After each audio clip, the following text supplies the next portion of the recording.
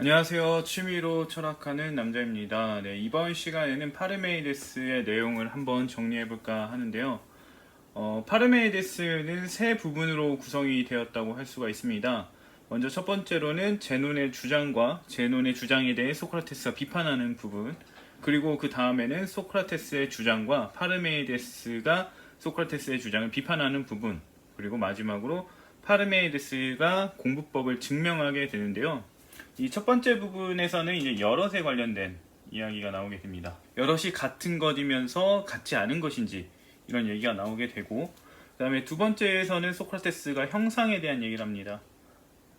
형상에 대한 얘기를 하면서 이제 형상과 사물의 관계에 대한 얘기를 하게 되는데, 파르메이데스가 거기에 대해서 비판을 하게 되고요.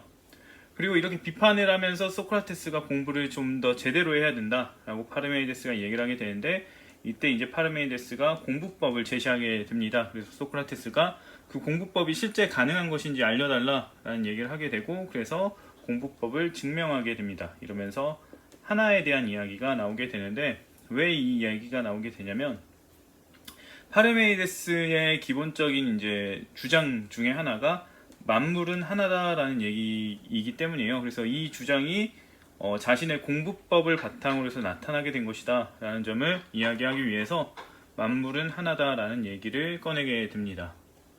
이제 내용을 좀 더 자세히 살펴보도록 하겠습니다. 먼저 제논의 주장에 대해서 살펴보겠는데요. 제논은 존재하는 것은 여럿이 아니다 라는 얘기를 하게 됩니다. 그 이유가 뭐냐면, 여럿을 봤을 때 여럿은 같기도 하고 같지 않기도 하다고 합니다. 근데 이게 문제점이 있는데요. 왜냐면은 제논이 봤을 때 같은 것은 같지 않은 것이 될 수 없고요. 같지 않은 것은 같은 것이 될 수 없습니다. 예를 들어서 사과를 놓고 봤을 때요. 사과 같은 것은 사과일 거고요. 그 다음에 사과 같지 않은 것은 배라고 할 수 있을 겁니다. 그래서 이 사과는 같은 것에 해당이 되고 배는 같지 않은 것으로 치환을 할 수가 있어요. 그래서 사과는 배가 될 수 없다라는 얘기를 하고 있는 거고, 그 다음에 배는 사과가 될 수 없다라는 얘기를 하고 있는 거예요. 그래서 같은 것은 같지 않은 것이 될 수 없고 같지 않은 것은 같은 것이 될 수 없다. 그렇기 때문에 같기도 하면서 같지 않기도 하다라는 것은 성립이 불가능하다라고 제논이 얘기를 하게 됩니다. 그래서 여럿은 불가능하다, 불가능한 것이다, 이렇게 얘기를 하게 되는 거죠. 여기에 대해서 소크라테스가 이제 지적을 하게 되는데, 존재하는 것이 여럿이면 양립 불가의 성질을 내포하게 된다라고 얘기를 하게 됩니다. 그래서 예를 들어 보면은 존재하는 것, 존재하는 것이라는 범주가 있습니다. 이것은 여럿을 담고 있어요. 여럿 중에는 불과 물이 있겠죠. 불과 물이 있는데, 이 불은 뜨거움의 성질을 지니고요, 물은 차가움의 성질을 지닙니다. 그렇지만 이 불과 물은 존재하는 것에 해당이 되기 때문에 이 범주 안에 들어가게 되는데요. 이 경우에 존재하는 것은 뜨겁냐 차갑냐라고 물어본다면 뜨겁기도 하고 차갑기도 하다라고 할 수 있고요. 뜨거운 것도 있고 차가운 것도 있다라고 얘기를 할 수가 있습니다. 이렇게 범주 안에 귀속되는 요소들이 서로 상반되는 것들이 있다면 이 범주는 양립이 불가능한 성질을 내포하게 되는 상황에 놓이게 됩니다. 그래서 여럿이라면, 소크라테스가 봤을 때 여럿이라면 양립 불가의 성질을 내포할 수 있다, 내포한다, 이렇게 얘기를 하는 거죠. 그래서 소크라테스가 하고 싶은 말이 뭐냐면은, 제논 너는 여럿의 규정을 부정하고 애초에 받아들이지 못하고 있고, 그래서 여럿이 불가능하다라고 보면서 존재하는 것은 여럿이 아니다라고 주장을 하는데, 이건 잘못된 지적이다 라는 점을 얘기를 하고 있는 거죠. 왜냐하면 여럿이라면 양립 불가의 성질을 내포하기 때문에 이 여럿은 같기도 하고 같지 않기도 하다는 것은 올바른 것이 되기 때문이에요. 그래서 제논이 잘못된 지적을 하고 있다라고 얘기를 하게 되고요. 그 다음에 소크라테스는 제논의 주장이 존재하는 것은 여럿이 아니다라고 했는데, 이거는 파르메이데스를 표절한 것과 같다라고 얘기를 하게 됩니다. 왜냐하면 파르메이데스 같은 경우는 만물은 하나다라고 얘기를 하는 사람이고요. 근데 제논 같은 경우는 만물은 여럿이 아니다라고 얘기를 하고 있는 겁니다. 그래서 보면은 말로만 봤을 때는 서로 다른 얘기, 서로 다른 얘기를 하는 것처럼 보여질 수가 있는데, 사실 의미를 따지고 보면은 결국에는 이 말이나 이 말이나 같은 말이라는 거예요.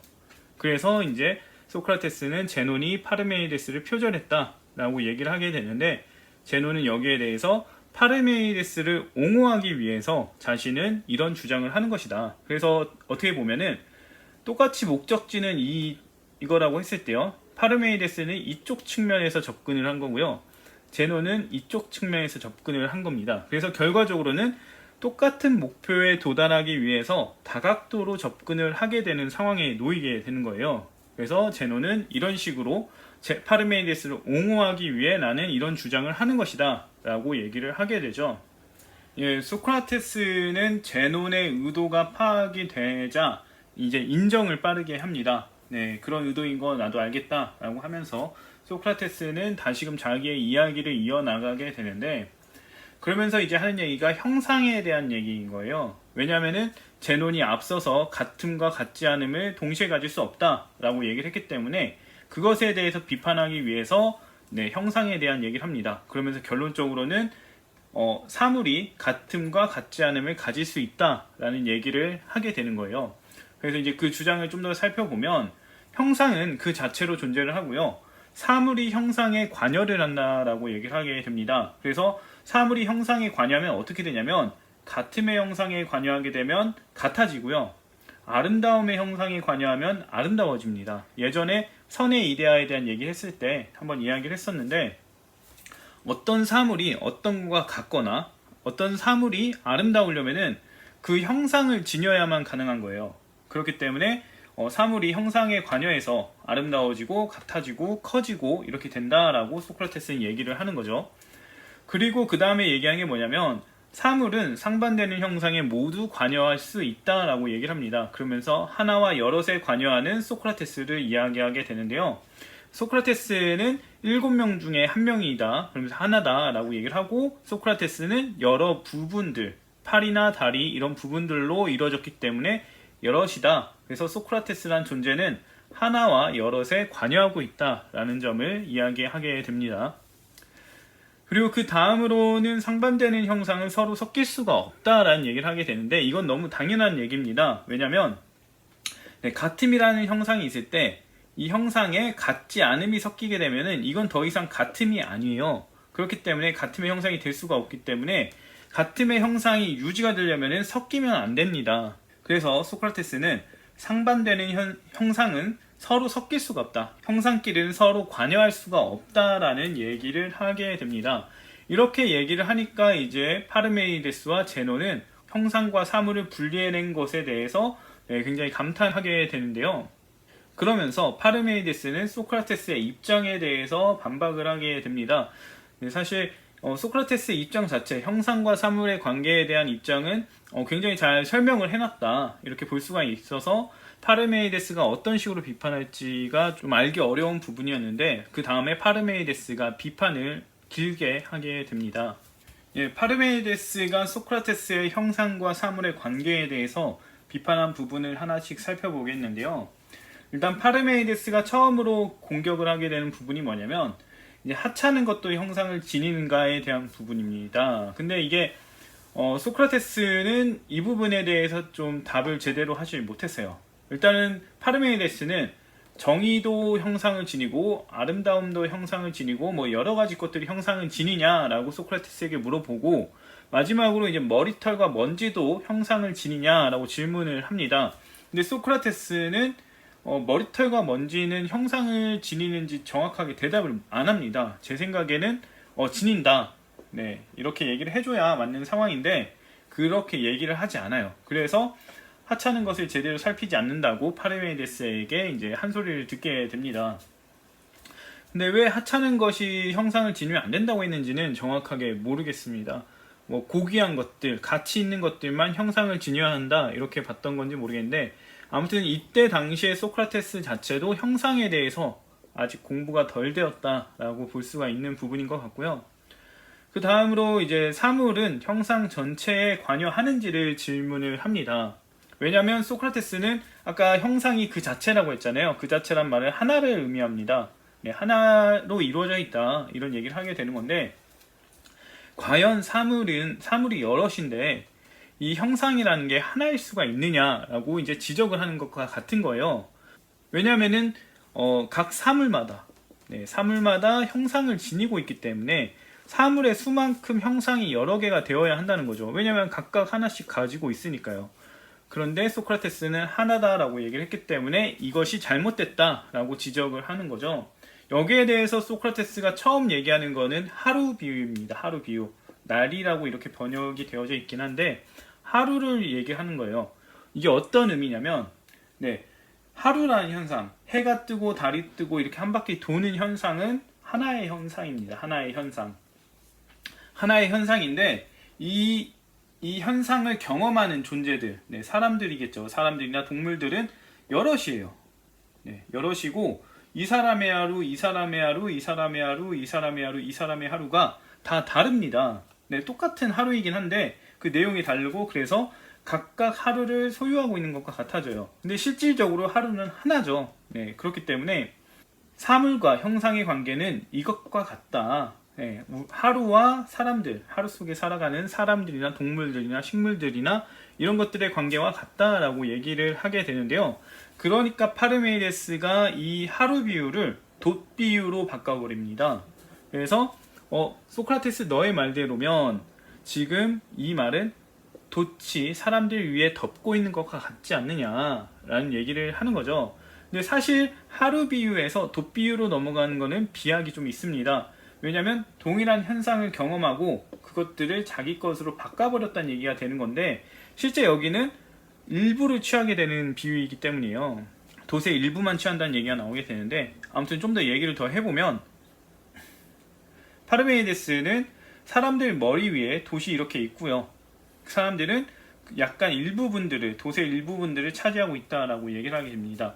그래서 사람들은 이 돛의 일부를 가지고 있고 그래서 그 형상과 이렇게 관련 짓고 있다, 관계를 맺고 있다 얘기를 하게 되는데요.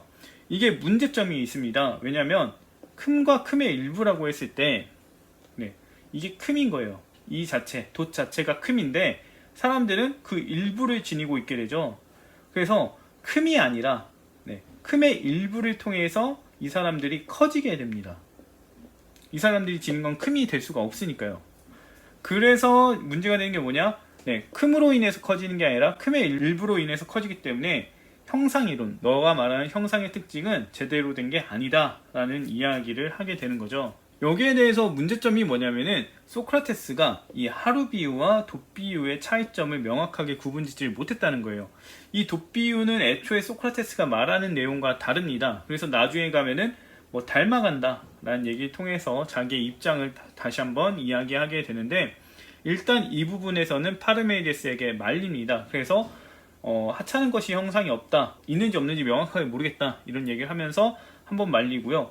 그 다음에 사물의 형상은 전체에 관여하는지 이 부분을 따질 때 돛 비유 때문에 한번 또 말리게 됩니다. 그래서 파르메이데스가 점수를 계속 따고 있죠. 그 다음으로 얘기하는 거는 형상 간의 관여가 불가능하다라고 얘기를 했었죠, 소크라테스가. 그래서 같음에 같지 않음이 섞일 수 없다라고 얘기를 한 부분이 있습니다. 이거에 대해서 비판을 하게 되는데 소크라테스가 있다고 했을 때 이 소크라테스가 큰 거예요. 그러면은 소크라테스의 형상과 큼의 형상이 서로 관련이 돼야 된다라고 얘기를 하는 거죠. 근데 사실 이거는 소크라테스가 잘못된 말을 하지도 않았고 파르메이데스가 해석을 잘못한 거예요. 왜냐면은 앞서 소크라테스는 사물은 여러 형상에 관여할 수 있다라고 했어요. 그래서 이 형상과 이 형상이 서로 관여할 필요가 없고요. 그냥 어떤 사물이 이 두 형상에 관여를 하면 됩니다. 근데 문제는 소크라테스가 여기서 또 말린 거예요. 그래서 형상 간 관여는 필요가 없는데 그냥 사물과 여러 형상들이 관여하면 되는 건데 큼의 형상과 소크라테스 형상이 어떤 사물에 관여하면 되는 건데 여기에 또 말려가지고 점수를 잃습니다. 그 다음으로 이제 파르메이데스가 지적하는 거는 소크라테스 너의 방식대로 봤을 때 어떤 큼의 형상이 있다고 했을 때 이것이 여럿이 될 수 있다. 하나라고 했는데 여럿이 될 수 있다라고 하는 겁니다. 왜 이런 얘기가 나오냐면 어떤 존재하고 A를 비교했을 때 A가 더 커요. 그러니까 이제 소크라테스는 여기에 큼의 형상이 작용했구나 이렇게 본다는 거죠. 그래서 이 큼의 형상은 이 형태를 유지하게 해주는 이 정도의 큼을 유지하게 해주는 형상이 됩니다. 이 큼의 형상이 작용을 했는데 나중에 이제 B를 보게 된 거예요. A와 B를 비교해 보니까 이게 더 큰 거죠. 그래서 얘도 큼의 형상을 지닙니다. 대신 이 형상과 이 형상은 같지가 않아요. 왜냐하면 같았으면 똑같은 큼의 크기를 가져야 되기 때문인 거예요. 그래서 같지 않은 상황이 생긴 거예요. 그런데 문제는 뭐냐면 A는 이 기존 것보다 큰 거예요. 그렇기 때문에 이것도 큼의 형상인 게 맞고, 그 다음에 B도 큼의 형상인 게 맞는 상황에 놓이는 거예요. 그러면 큼의 형상이 A 버전이 있고 B 버전이 있고 뭐 더 큰 C가 있다면 C 버전도 있는 거예요. 그래서 지금 비교에 따라서 이렇게 큼의 형상이 각각 주어지게 된다면은 큼의 형상은 여럿이 된다라고 지적을 하게 되는 거죠. 그러니까 소크라테스가 여기서 말을 합니다. 형상은 사유의 특징을 지닌다 얘기를 하는 거죠. 이 얘기가 뭐냐면은 여기서 지금 큼이란 형상이 이 정도만 부여하고 이 정도만 부여하고 이 정도만 부여하고 이렇게 되기 때문에 뭔가 형체를 실질적으로 부여하는 것이 되는데, 이 여기선 그 의미가 아니라 사유와 같은 특징으로 어떤 것에 내포해서 영향을 미치고 있는데 영향력이 적고 더 커지고 이런 식으로 보는 거죠. 그래서 실질적으로 형체를 부여하는 게 아니라 영향을 부여하고 있고 그런 사유적인 특징을 지니고 있다라고 얘기를 하게 되는데, 이렇게 형상은 사유의 특징을 지닌다 얘기를 하니까 형상은 사유다라는 얘기가 나오게 되는 거예요. 그러니까 파르메이데스가 여기서 사물은 형상에 관여를 하는데 형상이 사유의 성질을 지닌다면 사물은 사유의 성질을 지니지 않겠느냐. 왜냐하면 형상이 사유의 성질을 지니니까 사물도 사유의 성질을 지니게 되고, 그래서 생각으로만 이루어져 있거나 아니면은 생각할 수 있는 것이 돼버리는 현상에 놓이게 되는 거죠. 그러면서 약간의 궤변을 하게 됩니다. 사실 소크라테스가 지금 하는 말들을 봤을 때 보면은 잘못된 말은 없는데 파르메이데스가 꼬투리를 잘 잡아내고 있고 소크라테스는 그것을 잘 방어를 못하고 있죠. 그래서 계속해서 지금 실점을 하고 있는 상황에 놓인다고 볼 수가 있습니다.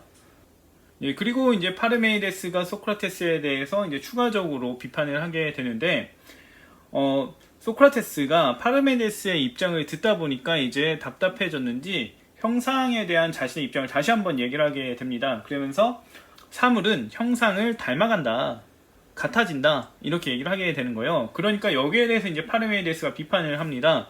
사물이 형상과 같아진다면 결국에 끝에 가선 형상이 되지 않느냐. 그러면 어떻게 되냐? 형상이 둘인 게 된다, 이런 얘기를 하는 거죠. 그러면 형상은 하나가 아니라 여럿이 되는 상황에 놓인다. 소크라테스, 너는 하나라고 했지만 지금 여럿이 되지 않느냐? 라고 이제 비판을 하는 겁니다. 사실 근데 닮아간다는 것은 본래 목표했던 것과 완전히 같아지기는 힘들어요. 그래서 뭐 그림자가 아무리 그 본체인 인간을 닮아간다고 하더라도 결국에는 검은색의 모습을 띌 수밖에 없거든요. 아무리 디테일한 그림자가 있다고 하더라도 본체하고 같아질 수는 없습니다. 그래서 사실 이것도 불가능한 건데, 이제 파르메이데스는 그렇게 가다간 결국엔 같아지게 될 것이다 라고 얘기를 하게 되는 거죠. 이것도 약간 궤변이라고 할 수가 있습니다. 근데 여기에 대해서 소크라테스도 이제 반박을 제대로 못하죠. 결국에는 파르메이데스의 비판에 대해서 소크라테스는 본전을 찾지를 못합니다. 그래서 결국 계속 당하게 되고요. 그 다음으로 이제 마지막 비판인데, 형상과 사물이 별개라고 이제 소크라테스가 얘기를 했잖아요. 형상은 형상 그 자체로 있고 사물이 그냥 관여를 할 뿐이다 라고 얘기를 했었는데, 이렇게 될 경우에 엄청난 일이 생긴다고 얘기를 하게 되죠. 보면은 형상은 사물의 이름만 줍니다. 그래서 어떤 형상을 지닌다면은 그 사물에게 이름을 주기는 주는데 실질적으로 영향을 못 준다고 합니다. 그래서 살펴보면 주인의 형상이 있다고 했을 때 실제 노예의 주인은 아니에요, 이 형상이. 그리고 실제 주인과 같지도 않습니다. 그리고 주인의 형상에 맞춰지지도 않고요. 그래서 형상과 실제가 별개라는 것을 확인할 수가 있죠. 이러한 부분에 따라서 지식을 보게 되면요, 지식의 형상은 인간에게 영향을 미치지 못합니다. 지식이 영향을 미친다면 알려지는 거겠죠. 그래서 인간은 지식의 형상을 알지 못하게 됩니다. 근데 이 지식의 형상이라는 거는 실제 지식이 본따는 모델과 같은 거죠. 가장 이상적인 부분에 해당이 되는데, 이 이상적인 부분은 누가 알 수 있냐? 신만 알 수 있습니다. 그래서 신은 지식의 형상과 관여를 하고 있고 신은 형상과 관여하는 존재가 됩니다. 반면에 인간은 실제 지식만 알 수 있고 지식의 형상은 알 수가 없습니다. 왜냐하면 실제 지식이 인간들 사이에서 나타나는 지식이기 때문이에요. 그래서 이렇게 나아가면 어떤 현상이 생기냐? 형상은 사물과 별개예요. 그리고 신은 형상과만 관계를 맺습니다. 그러니까 인간 사회에 대한 지식 이런 거를 전혀 알 수가 없는 상황에 놓이게 돼요. 왜냐하면 실제에 대해서 영향을 받질 않거든요. 별개의 것이니까. 그래서 결국에는 신은 인간의 주인도 아니고요. 신은 인간사를 모르는 상황에 놓이게 되는 거예요. 형상과 사물을 별개라고 한다면 말이죠. 형상은 신의 것이고 사물은 인간의 것이라고 했을 때 신은 사물에 영향을 미칠 수 없고 인간은 형상에 영향을 미칠 수 없기 때문에 별개가 되면 신은 인간의 주인도 지식도 없고 인간은 신에 대해서 알 수도 없고 신이 갖는 지식도 가질 수 없고 이런 상황에 놓이게 된다는 거죠. 그래서 이제 소크라테스는 엄청난 이야기를 지금 하고 있다. 신에게서 지식을 빼앗고 우리의 주인이 아니다라는 얘기를 하고 있다. 이런 얘기를 하면서 파르메이데스는 이런 부분이 있기 때문에 소크라테스 너의 말대로 우리가 너의 말이 맞다고 해줄 수가 없다. 좀 똑똑한 사람이라면은 너처럼 말할 수 있겠지만 그 너보다 더 똑똑한 사람들은 이런 문제가 있다는 걸 알고 있고 이런 문제를 어떻게 해결해야 될지를 알고 있다라고 얘기를 하게 됩니다. 그러니까 이제 소크라테스가 자신이 이제 약간 좀 모른다 이렇게 하면서 파르메이데스에게 그럼 난 더 이상 어떻게 해야 하느냐, 어떻게 공부해야 하냐 라는 식으로 이제 질문을 하게 되는데요. 파르메이데스가 그러면서 이제 공부법을 알려줍니다. 파르메이데스는 소크라테스의 공부법의 문제를 지적을 하고 이제 소크라테스는 그걸 알려달라라고 얘기를 하게 되는데요. 그러면서 이제 파르메이데스가 하는 말이 뭐냐면 이미 제논이 보여줬다라고 얘기를 합니다. 책을 읽으시는 분들은 뭘 보여줬는지 알기가 좀 어려울 텐데 제논이 앞서서 존재하는 것은 여럿이 아니다라고 했죠. 근데 파르메이데스는 존재하는 것은 여럿이다라고 했습니다. 그러면서 제가 했던 얘기가 동일한 목적지, 동일한 결론으로 가는데 파르메이데스는 이쪽 방향으로 갔고 제논은 이쪽 방향에서 접근을 해 나간 것이다 라고 얘기를 했습니다. 결국에는 문제에 다양한 관점으로 접근을 했다라는 이야기인데요. 이제 소크라테스에게 하는 얘기는 어떤 결론에 도달했을 때 이 관점에서도 저 관점에서도 이 동일한 결론에 도달하는지 그걸 체크를 해라 라고 얘기를 한 거예요. 그러면서 이제 여럿의 경우를 들면서 여럿을 놓고 봤을 때 이렇게도 보고 저렇게도 보고 저렇게도 보고 이렇게 다양한 각도로 봐라 라고 얘기를 합니다. 그러니까 소크라테스가 하는 말이 뭐냐면 지금 파르메이데스 당신이 한 말은 불가능한 일을 말하고 있다. 실제로 그렇게 하는지 증명을 해달라라고 요구를 하게 됩니다. 그러니까 이제 파르메이데스가 노쇠한 나이가 든 나에게는 너무 어려운 일이다. 이건 너무 힘든 일이다. 라고 하면서 거부를 하게 되고 그러니까 소크라테스가 제논에게 이제 증명해달라고 하게 되는데 제논이 웃으면서 파르메이데스에게 부탁을 한번 해보자 라고 얘기를 하게 되고요. 그래서 파르메이데스가 자신이 이런 방식으로 다각도로 생각하면서 공부한다는 사실을 이제 증명해 나가게 됩니다. 파르메이데스는 자신의 공부법을 증명하기 위해서 자신이 했던 연구 하나를 가지고서 이야기를 하게 되는데요. 여기에서는 자세히 내용을 살피지 않고 간략하게 어떤 식으로 파르메이데스가 공부법을 증명했는지만 살피도록 하겠습니다. 일단 파르메이데스는 정말 다각도로 보기는 합니다. 그래서 보면 하나를 놓고 봤을 때 형상인 하나로서 하나를 접근하고요. 그 다음에 존재하지 않는 하나로서도 하나를 접근합니다.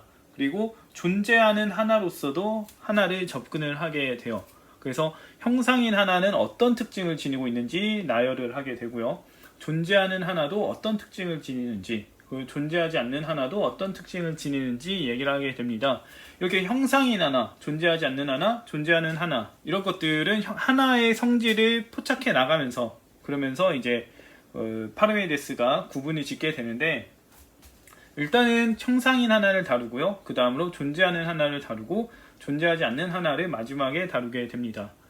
그래서 이런 점들을 보면서 하나라는 게 도대체 어떤 것인지 특징을 규정해 나가고요.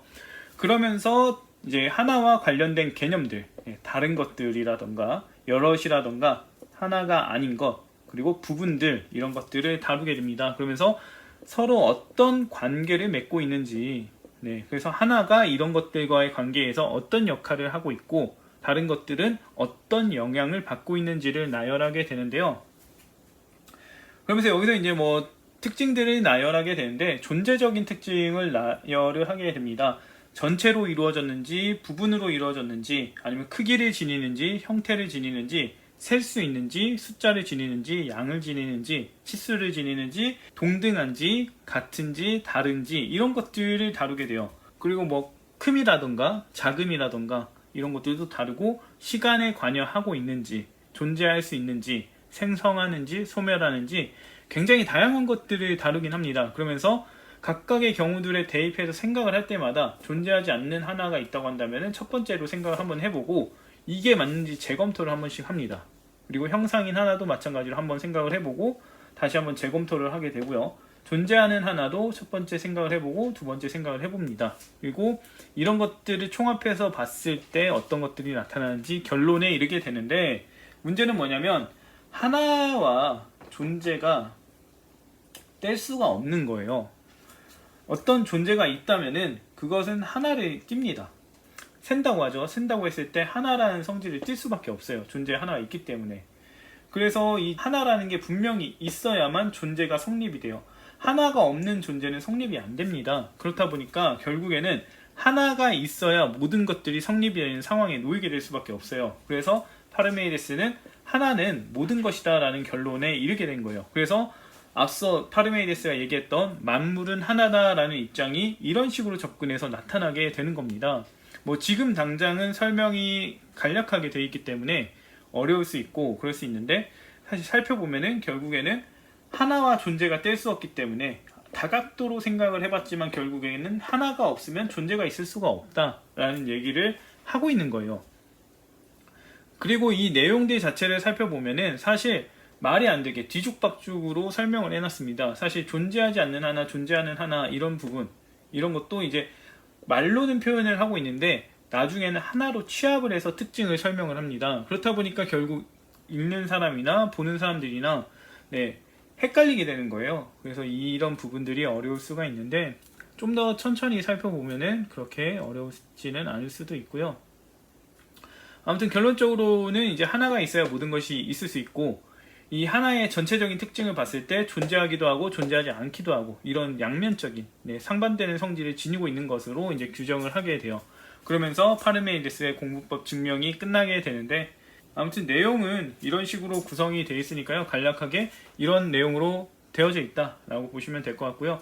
나중에 파르메이데스의 공부법 증명 부분만 좀 더 자세하게 살펴보도록 하겠습니다. 이번은 여기까지고요. 다음에 다시 영상으로 하도록 하겠습니다.